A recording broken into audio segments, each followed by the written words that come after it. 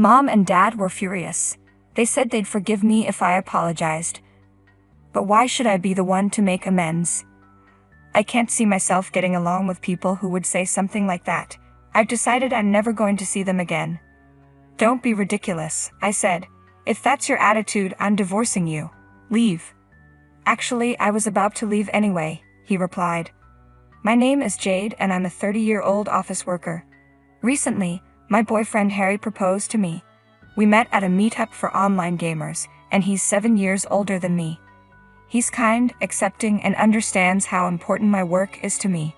He gives me the space I need, which I really appreciate. However, now that he's proposed, I'm unsure what to do. I hadn't really considered marriage before. It feels like a binding commitment, and I worry it might take me away from my work, which I love. I don't have hobbies, and I'm not sure what to do on my days off. My previous boyfriends left me because they couldn't handle my focus on work. They expect me to adjust my schedule for their work. They'd say, men want to be in control and expect women to handle housework. That's why I never saw marriage as a happy ending. Harry's proposal is different.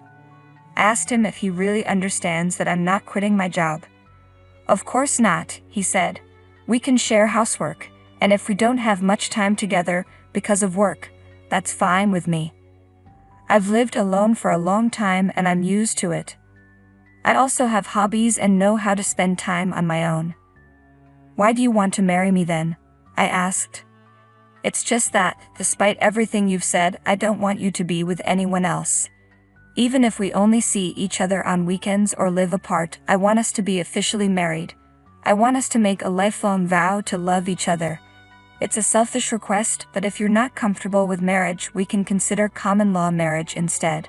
His understanding and willingness to compromise made sense to me. I realized I could manage married life with him without changing who I am.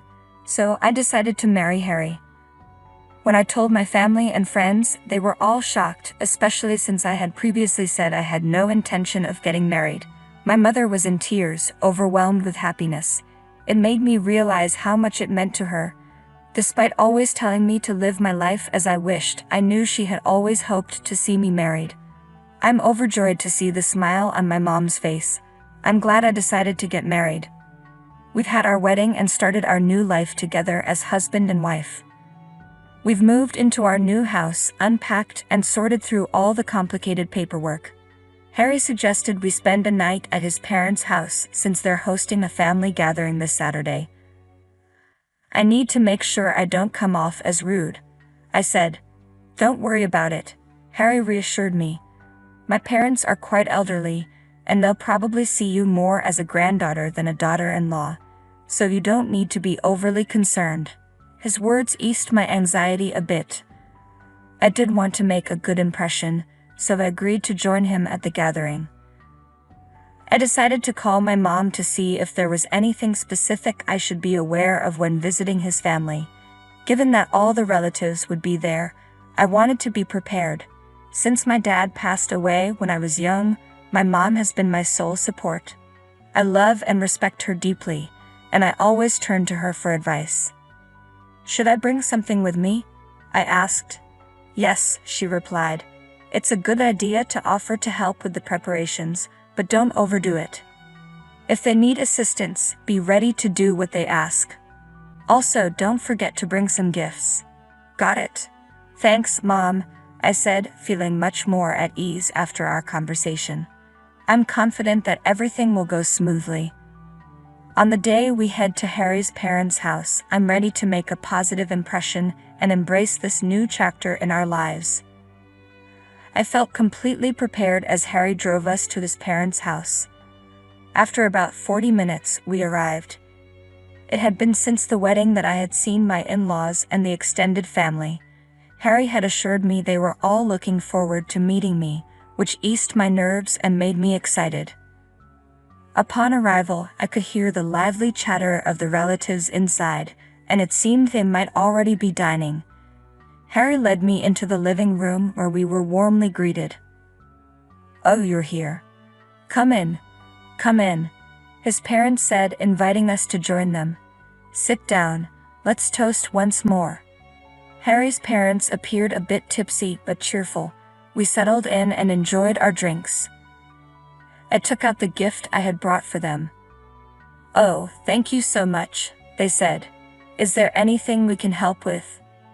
I pulled out my apron ready to assist. No, there's no need," they insisted. "Just relax and enjoy yourself." I was slightly surprised by their insistence that I should simply enjoy the evening. Harry's parents, who are quite elderly, his mother is 68 and his father is 72, seemed to treat me as if I were their granddaughter, just as Harry had mentioned. We continued with dinner and then Harry's mother came over to chat. "Here's another beer," she said, handing me a drink. "The wedding was wonderful, wasn't it?" I thanked her, but then she added something unexpected. "If I had one complaint," she said, "it would be about your mother." I was taken aback. "What do you mean?" "Well, the scar on her face. It's rather hard to look at." My face fell as I processed her words. "Excuse me." The comment about my mother's scar really soured the festive atmosphere. Harry's mother's remark about how my mom's scar was noticeable, despite her efforts to cover it with makeup, felt like a cruel jab. "If I had a scar like that, I wouldn't have attended the wedding," she said. I was stunned. I couldn't believe she was insulting my mother. Then Harry's father joined in. "Well, it's understandable," he said. "You don't have a father, so having another parent at the wedding must have been awkward. Even with the scar, she had to come, even if it was embarrassing." I was incredulous. What on earth were they saying? My mother's scar was a result of a tragic accident. When I was a child, she had been sitting in the back seat with me for safety while my dad drove. A speeding car from the opposite lane crashed into us. My father swerved but ended up crashing into a pole, and he died on impact. To protect me, Mom shielded me with her body, and a shard of glass from the front window lodged into her face, causing severe injuries. It seemed Harry's parents didn't know this. I looked at Harry, who was aware of the details. His discomfort was palpable as he stared at his plate, eating silently. "You're not going to say anything?" I asked, feeling utterly betrayed. I was deeply disappointed in him. His parents were making fun of my mother, and he wasn't standing up for her. The fact that my in-laws were laughing and mocking my mother in front of the relatives was beyond unacceptable. I couldn't let this go. "Excuse me," I said, my voice firm. "Why would you say something like that? Didn't you even consider why my mother has that scar?" Their surprise was evident, and the room fell into an uneasy silence. The relatives watched in stunned silence, taken aback by my outburst. "She got that scar while protecting me during the accident where we lost my dad," I continued. "If she hadn't shielded me, I could have been seriously injured or worse." I shook my head, feeling disgusted. Making fun of someone's scars without knowing their story is incredibly childish. "I'm sorry, but I'm going home," I said, turning on my heel. The room was thick with discomfort. My in-laws' faces were flushed with embarrassment, and Harry stared at me, his mouth agape. I left the house and caught a cab to the station, then took a train back home. When I arrived, I decided to gather my things and prepare to leave. But since it was already late and I had been drinking, I spent the night at home. The next morning, I waited for Harry to return. I wanted to leave as soon as possible, but I decided it was better to talk to him first before making any final decisions. When he arrived, he looked furious. He threw his bags down and glared at me. "What was that last night?" he demanded. "You embarrassed me and my parents." "Your parents are the ones to blame," I shot back. "They insulted my mother in front of everyone. You know why she has that scar, and you didn't even try to defend me." "That's not what I'm talking about," Harry interrupted. "First, you need to apologize for embarrassing me and my parents." "What do you mean that's not what you're talking about?" I retorted. "If your parents hadn't acted so rudely, none of this would have happened." "You're insulting my parents again," he said, his tone accusing. "That's not what I'm doing," I replied, frustrated. I'm standing up for my mother and calling out their unacceptable behavior. I'm just stating the facts, I said, trying to explain. Mom and Dad were really angry, but they said they'd forgive you if you apologized. They're being so generous, Harry replied. You should be grateful. Grateful? I snapped. Why should I be the one to apologize? I don't think I can get along with people who say things like that. I'm never going to see them again. Don't be ridiculous, Harry said, his voice rising. If that's how you feel, then I'm divorcing you. Get out. Fine, I was just about to leave anyway, I said, grabbing the bags I had already packed. So you intended to leave? Harry asked, surprised. Yes, I confirmed. Because your family treated me terribly. Okay then, Harry said, pulling out a set of papers and slamming them onto the table. I have something to show you. He had already filled out the divorce papers, and his parents had signed as witnesses. It was clear they had discussed this and decided that if I didn't comply, he would present me with these papers. Unbelievable. I wanted nothing to do with them. So you think threatening me with divorce will make me apologize? I asked, bewildered. Exactly, Harry said. If you're sorry at all, we're going back to my parents' house right now to make amends. I couldn't understand why he thought this was an effective way to deal with the situation. I picked up my divorce papers and bags and left the house without saying another word. Harry's cries followed me, but I ignored them. I returned to my mom's house, feeling a sense of relief as I walked through the door. I submitted the divorce papers on the way home. That meant I was completely done with Harry. When I arrived back at my mom's house, she was surprised to see me but quickly grew somber as I explained what happened. I'm so sorry. It's all my fault, I said, feeling defeated. If you say that again, she warned, I'm going to get angry. You're the person I love and respect the most. If anyone insults you, I'm not forgiving them, whether it's my husband or his parents. Thank you, Mom, I said, feeling comforted.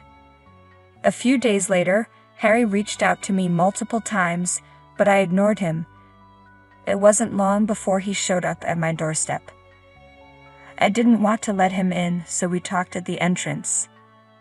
Will you please respond to me? You need to come home right now, he pleaded. Why should I? I countered. I have nothing to do with you anymore. What do you mean? He asked, confused.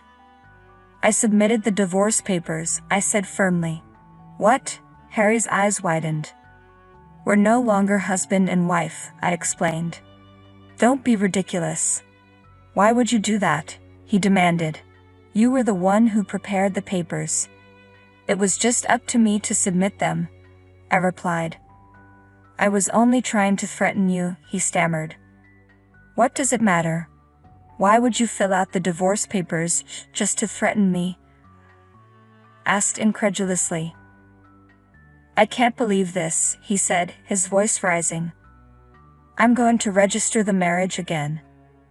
Well, I'm not signing anything, I said firmly. Besides, it's too late now.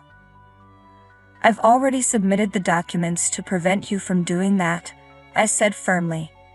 No way, Harry replied, his voice faltering. He seemed to lose his resolve. Please reconsider. We were in love. You know that's not why you want to continue the marriage, I retorted. What do you mean? He asked, confused. You want me to take care of your parents, don't you? I said, raising an eyebrow. They're elderly and seem to have various health issues. You wanted a wife who would look after them, right? Otherwise, the responsibility would fall solely on you as their only son. Harry stood there, stunned, clearly not expecting me to confront him with this. He started, but his voice trailed off. Suddenly, his expression hardened. Fine. If that's how you feel, then you're coming back with me, right now. No way, I said firmly. Why should I take care of your parents? They have nothing to do with me anymore. Shut up, Harry shouted. I'm taking you home, no matter what. Do you think you can threaten me, I countered. I'm serious, I'm not coming with you.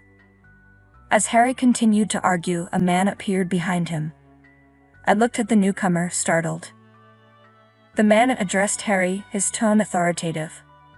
What do you mean by what you just said, sir? Huh? Who are you? Harry asked, confused. The man flashed a badge. I'm sorry for the intrusion.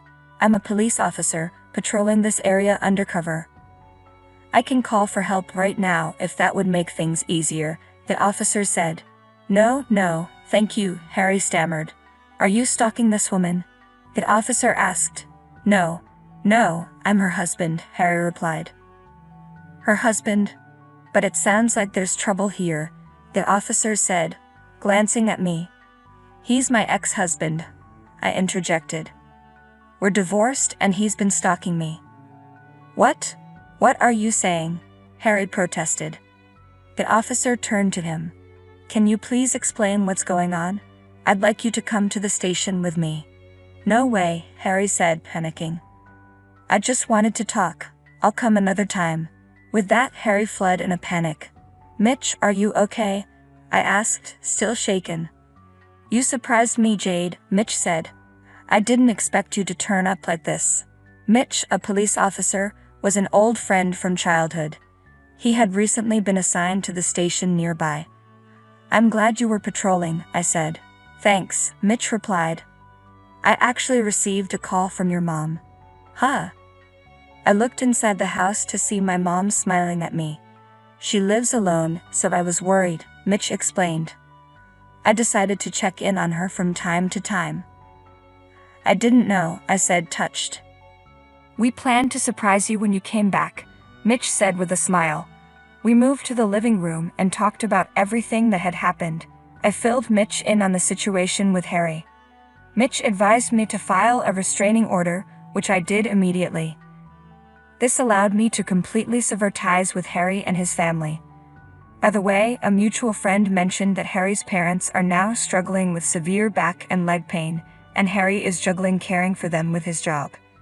He's unable to remarry and is stuck managing his parents' needs while working.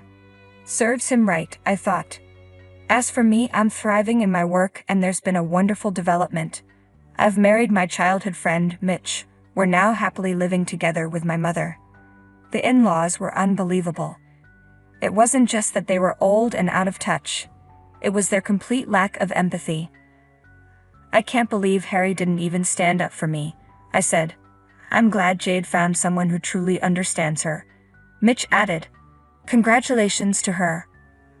I hope she finds lasting happiness with her family, he continued. Thanks for sticking around until the end, Mitch said. Please subscribe to our channel if you enjoyed this video. See you next time.